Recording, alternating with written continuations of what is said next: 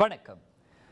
டமான்சாராவில் உள்ள வர்த்தக வளாகத்தின் கார் நிறுத்துமிடத்தில் பணப்பெட்டியில் இருந்த 5 லட்சம் ரிங்கிட் ரொக்கம் கண்டுபிடிக்கப்பட்டது தொடர்பான விசாரணை அறிக்கை புக்கிட் அமான் சட்டப்பிரிவின் கவனத்திற்கு கொண்டு செல்லப்படும் என ஸ்லாங்கூர் போலீஸ் தலைவர் டத்தோ ஹுசைன் ஒமார் கான் தெரிவித்தார்.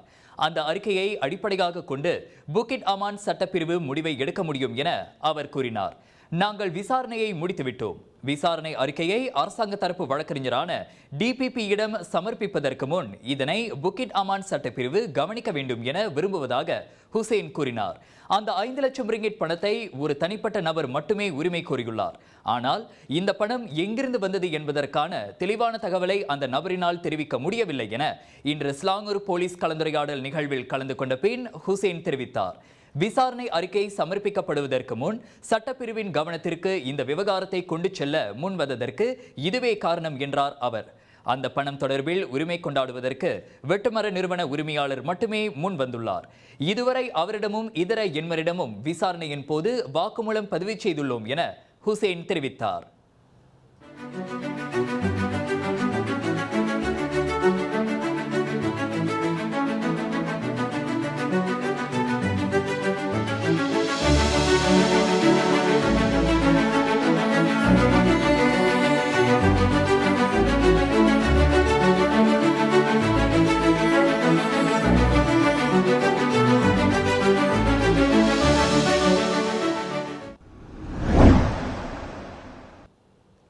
சீன நாட்டு பெண் ஒருவரிடமிருந்து 1,40,000 ரிங்கிட்டை கொள்ளையிட்டதாக ஏஎஸ்பி உட்பட 5 போலீஸ் அதிகாரிகளுக்கு எதிராக இன்று கோலாலம்பூர் செஷன்ஸ் நீதிமன்றத்தில் குற்றம் சாட்டப்பட்டது.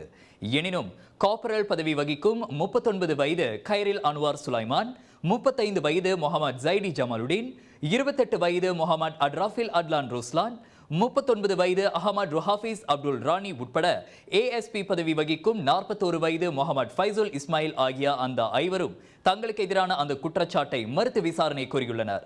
கடந்த ஏப்ரல் 6ஆம் தேதி மாலை மணி 5:30 வாக்கில் தலைநகர் ஜலான்துன் ரசாக்கில் உள்ள அடுக்குமாடி குடியிருப்பு ஒன்றில் ஜாங் சென் ஜுவான் எனும் சீன நாட்டு பெண்ணிடமிருந்து அவர்கள் 1,40,000 ரிங்கிட் பணத்தை கொள்ளையிட்டதாக குற்றம் சாட்டப்பட்டுள்ளது. குற்றம் நிரூபிக்கப்பட்டால் அதிகபட்சம் 20 ஆண்டுகள் சிறை தண்டனையும் பிறம்படிகளும் விதிக்கப்படலாம்.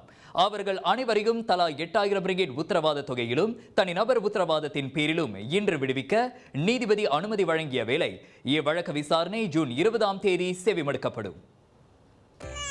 சுவாச பிரச்சனை, சளி, இருமலுக்கு உகந்த தீர்வு சைலஜா பேபி ஹெர்பல் கிரீம்.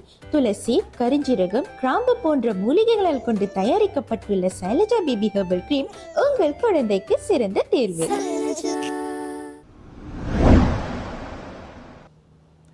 மீன்களை ஆற்றில் விட விரும்பும் தனிநபர்கள் அல்லது தரப்புகள் முதலில் அதற்கான அதிகாரப்பூர்வ அனுமதியை பெற்றிருக்க வேண்டும் என பேரா மாநில மீன்வளத்துறை கூறியுள்ளது. அது எவ்வகை மீனாக இருந்தாலும் சரி, அதனை ஆற்றில் விட அனுமதி பெற்றிருக்க வேண்டும். ஆற்று மீன் வகைகளை ஆபத்திலிருந்து பாதுகாக்க அந்நடவடிக்கை மிகவும் அவசியம் என பேரா மீன்வள இயக்குனர் முகமது கசாலி ஏ மனாப் கூறியுள்ளார். உள்நாட்டு மீன்களுக்கும் இறக்குமதி செய்யப்பட்ட மீன் வகைகளுக்கும் அது பொருந்தும் என்றார் அவர். சம்பந்தப்பட்டவர்கள் நேரடியாக மீன்வளத்துறை அலுவலகத்திற்கு சென்று ஆற்றில் விட விரும்பும் மீனின் வகை, எதனால் அது ஆற்றில் விடப்படுகிறது போன்ற விவரங்களை தெரிவிக்க வேண்டும். அது உள்நாட்டு மீன் இனங்களின் பாதுகாப்பு சம்பந்தப்பட்ட விஷயம் என்பதால் அதனை யாரும் அலட்சியமாக எண்ண வேண்டாம் எனவும் கசாலி கேட்டுக்கொண்டார். முன்னதாக மே 12ஆம் தேதி ஆயிரக்கணக்கான மீன்கள் தஞ்சோங் மலேம் ஹுலு பெர்னாம் ஆற்றில் விடப்படும் காணொலி ஒன்று வைரலாகியுள்ளது. அச்சம்பவம் தொடர்பில் பேரா மாநில மீன்வளத்துறை செய்த புகாரை அடுத்து மலேசிய மீன்வளத்துறை விசாரணையை தொடங்கியுள்ளது. அச்சம்பவத்தில் சம்பந்தப்பட்ட நபர்கள் அடையாளம் காணப்பட்டு வருவதும் குறிப்பிடத்தக்கது. இந்தியாவுக்கான 1 மாதம், 1 வருடம் மற்றும் 5 வருடத்திற்கான இ விசா வேண்டுமா? இதனை எளிதான மற்றும் விரைவான சேவையில் பெற உடனே அணுகுங்கள் ஜீனத் டிராவல் அண்ட் டூர்ஸ். இருநூறுக்கும் மேற்பட்ட விமான பயணங்களின் போது விமான பயணிகளிடம் நகை உட்பட விலையுயர்ந்த பொருட்களை திருடி வந்த ஆடவனை இந்திய போலீசார் கைது செய்தனர்.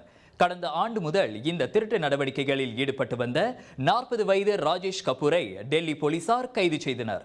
அண்மையில் வெவ்வேறு விமான பயணங்களின் போது 2 பயணிகளுக்கு சொந்தமான நகைகள் மற்றும் இதர பொருட்கள் திருடு போனது தொடர்பில் விசாரணை மேற்கொண்டதை தொடர்ந்து அந்த சந்தேக பேர் வழி பிடிபட்டான். மரணமடைந்த தனது அண்ணனின் அடையாளத்தை பயன்படுத்தி விமானத்தில் பயணம் செய்து வந்த ராஜேஷ் கபூர் உள்நாட்டு பயண சேவையில் பயணம் செய்த பெண்கள் மற்றும் வயதானவர்களின் கைப்பையில் இருந்த விலையுயர்ந்த பொருட்களை திருடி வந்ததாக தெரிகிறது. இதற்கு முன் ரயில் பயணிகளிடமும் ராஜேஷ் கபூர் திருடி வந்ததாக போலீஸ் விசாரணையில் தெரிய வந்துள்ளது. பரபரப்பாக விமான பயணிகள் விமானத்திற்குள் ஏறும்போதும் பயணிகளின் இருக்கைக்கு மேல் பூட்டப்படாமல் வைக்கப்படும் பேக்குகளில் விலையுயர்ந்த பொருட்களை அந்த நபர் திருடி வந்ததாக போலீஸ் துணை ஆணையர் உஷா ரங்னானி தெரிவித்தார். இரண்டாம் முறையாக நடைபெறுகிறது பேசிஸ் பே நிறுவனத்தின் சரஸ்வதி இங்கிலீஷ் சேலஞ்ச். சரஸ்வதி ஆங்கில சவால் போட்டி மாணவர்களின் ஆங்கில மொழி திறனை வெளிக்கொணரும் இதன் இறுதிச் சுற்றை காண விருப்பமா? எதிர்வரும் மே 26 மாலை 7 மணிக்கு யூடியூப் நேரலை வழி காண தவறாதீர்கள். ஸ்லாங்கூர் காப்பாரில் கடந்த மாதம் மாஃபியா பாணியில் வியாபாரி ஒருவர் கொலை செய்யப்பட்ட சம்பவத்துக்கும் குண்டர் கும்பல் நடவடிக்கைகளுக்கும் தொடர்பு இருக்கலாம் என போலீஸ் நம்புகிறது. அந்த கொலை தொடர்பில் இதுவரை 2 கைது செய்யப்பட்டுள்ள வேளை அதில் ஒருவருக்கு எதிராக குற்றம் சாட்டப்பட்டுள்ளதாக ஸ்லாங்கூர் போலீஸ் தலைவர் டத்து ஹுசைன் உமார் கான் தெரிவித்தார். அதே சமயம் அந்த கொலை தொடர்பான விசாரணைக்கு உதவும் பொருட்டு மேலும் 2 தேடப்பட்டு வருவதையும் ஹுசைன் உறுதிப்படுத்தினார். அவ்விருவரும் இன்னும் உள்நாட்டில்தான் உள்ளனரா அல்லது வெளிநாட்டிற்கு தப்பிச் சென்று விட்டனரா என்ற கோணத்தில் விசாரணை முடுக்கிவிடப்பட்டுள்ளதாகவும் அவர் சொன்னார். முன்னதாக முன்விரோதம் காரணமாக காப்பார் தாமான்ஜயாவில் உள்ள வீடொன்றில் பாராங் கத்திகளுடன் புகுந்த 4 ஆடவர்கள் 38 வயது வியாபாரி ஒருவரை சரமாரியாக வெட்டி கொலை செய்து விட்டு தப்பிச் சென்றது சம்பவ இடத்தில் பொருத்தப்பட்டிருந்த சிசிடிவி ரகசிய கண்காணிப்பு கேமரா பதிவு வாயிலாக தெரிய வந்தது குறிப்பிடத்தக்கது.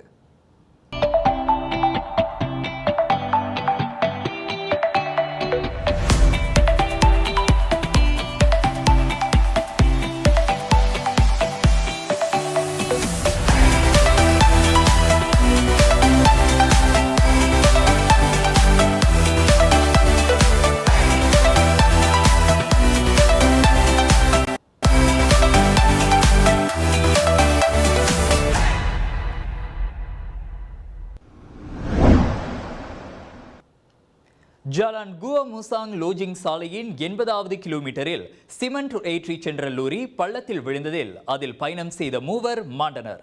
இன்று காலை மணி 10:40 அளவில் நிகழ்ந்த அந்த துயர சம்பவத்தில் 40 வயது மதிக்கத்தக்க 3 பூர்வக்குடிகள் இறந்ததாக குவா முசாங் தீயணைப்பு மற்றும் மீட்பு நிலையத்தின் மூத்த அதிகாரி நூர் அசிசி சேனோ தெரிவித்தார்.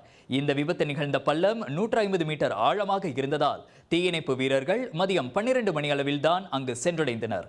கயிற்றை பயன்படுத்தி பள்ளத்தில் இறங்கிய தீயணைப்பு வீரர்கள் இறந்த 3 உடல்களையும் பிற்பகல் மணி 2:22 அளவில் மேலே கொண்டு வந்தனர். விபத்து நிகழ்ந்த இடத்திலேயே அம்மூவரும் இறந்ததாக சுகாதார அமைச்சின் அதிகாரிகள் உறுதிப்படுத்தினர்.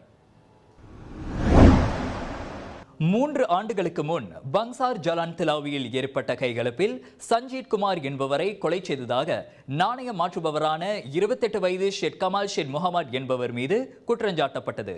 மேஜிஸ்ட்ரேட் இலி மரிஸ்கா கலிசான் முன்னிலையில் குற்றச்சாட்டு வாசிக்கப்பட்ட போது அதனை புரிந்து கொண்டதற்கு அடையாளமாக ஷேட் கமால் தலையசைத்தார்.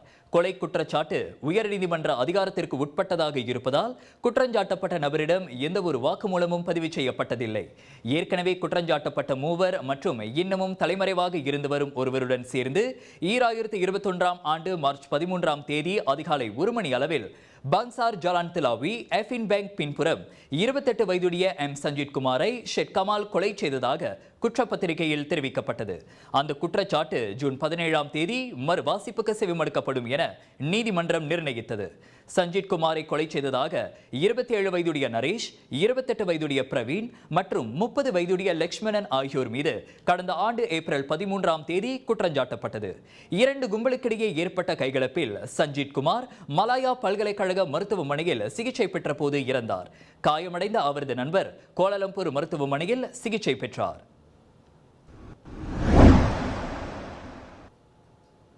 சட்டவிரோத மோட்டார் சைக்கிள் பந்தயத்தில் ஈடுபட்டதாக ஒரு பெண் உட்பட 7 நபர்கள் மீது ஜார்ஜ் டவுன் மேஜிஸ்ட்ரேட் நீதிமன்றத்தில் குற்றஞ்சாட்டப்பட்டது. கடந்த 2022 ஆண்டு ஜூலை மாதம் 17 அதிகாலை 4:30 மணி அளவில் நெடுஞ்சாலையில் மற்றவர்களுக்கு ஆபத்தை விளைவிக்கும் வகையில் சட்டவிரோத மோட்டார் சைக்கிள் பந்தயத்தில் ஈடுபட்டதாக முகமது ஷஸ்வான் ஹபீஸ், முகமது அப்துல் சனி, முகமது ஷர்மான், முகமது சலீம் ஆகியோர் மீது மேஜிஸ்ட்ரேட் நட்ரத்துன் நாயிம் முகமது சைடி முன்னிலையில் குற்றஞ்சாட்டப்பட்டது. குற்றச்சாட்டை மறுத்த முகமது ஷஸ்வானுக்கு 5000 ரிங்கேட் மற்றும் முகமது ஷர்மானுக்கு 4000 ரிங்கேட் ஜாமீன் அனுமதிக்கப்பட்டது. குற்றச்சாட்டை ஒப்புக்கொண்ட ஐவரில் 3 1000 ரிங்கேட் அபராதமும் இதர 2 2000 ரிங்கேட் அபராதமும் விதிக்கப்பட்டது.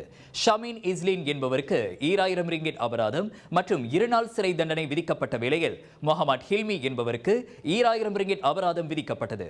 அந்த சட்டவிரோத மோட்டார் சைக்கிள் பந்தயத்தின் போது நிகழ்ந்த விபத்தில் சம்பவம் நிகழ்ந்த இடத்திலேயே 3 உயிரிழந்ததோடு மேலும் 2 பினாங்கு மருத்துவமனையில் சிகிச்சை பெற்ற போது மரணமடைந்தனர். மேலும் பல ஆன்மீக செய்திகளுக்கு வணக்கம் மலேசியாவுடன் இணைந்திருங்கள். எங்கும் எப்போதும் வணக்கம் மலேசியா. நான் மகேந்திரன் அறிவொளி.